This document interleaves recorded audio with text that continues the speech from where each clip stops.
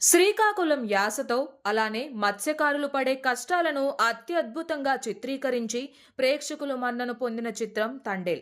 అక్కినేని నాగ చైతన్య కెరీర్లోనే భారీ బడ్జెట్తో నిర్మించిన ఈ చిత్రం కలెక్షన్స్ పరంగా దూసుకుపోతుందని చెప్పాలి.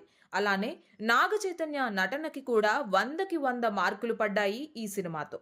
తండేల్ ముందు వరకు నాగ చైతన్య నటన ఒక రకంగా ఉంటే, తండేల్తో తన నటనను ఇంప్రూవ్ చేసుకొని ప్రతి ఎమోషన్ని కూడా అత్యద్భుతంగా చూపించారు.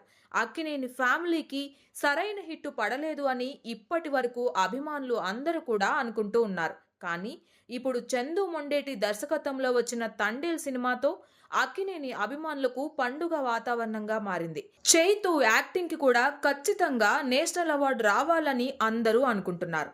నటన నైపుణ్యతను చూపించి తనకు ఇచ్చిన పాత్రను న్యాయం చేసే విధంగా నటించారు చైతన్య. అలానే సాయి పల్లవి ఎంత అద్భుతంగా నటిస్తారో ప్రత్యేకించి చెప్పనవసరం లేదు. అలాంటిది సాయి పల్లవినే నాగ చైతన్యని చూసి నేను ఇంకా బాగా చేయాలి అని అనుకుంది అంటే నాగ చైతన్య ఏ విధంగా తన పాత్రలో ఇన్వాల్వ్ అయ్యారా అనేది అర్థమవుతుంది.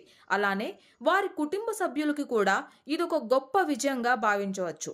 ఇక రీసెంట్ గా జరిగిన ఒక ఈవెంట్ లో చందు మొండేటి మాట్లాడుతూ చైతన్యలో ఒక గొప్ప నటుడు ఉన్నాడు, అది ఆ సినిమాతో ప్రూవ్ చేసుకున్నాడు.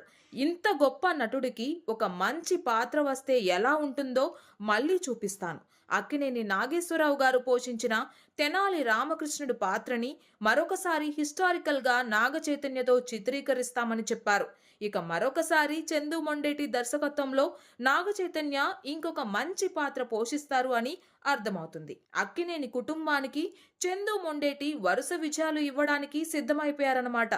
ఏదైతేనేం ఇంతవరకు నాగ చైతన్య కెరీర్లోనే చూడనంత విజయాన్ని తండేల్తో కైవసం చేసుకున్నారు అనడంలో ఎలాంటి అతిశయోక్తి లేదనే చెప్పాలి.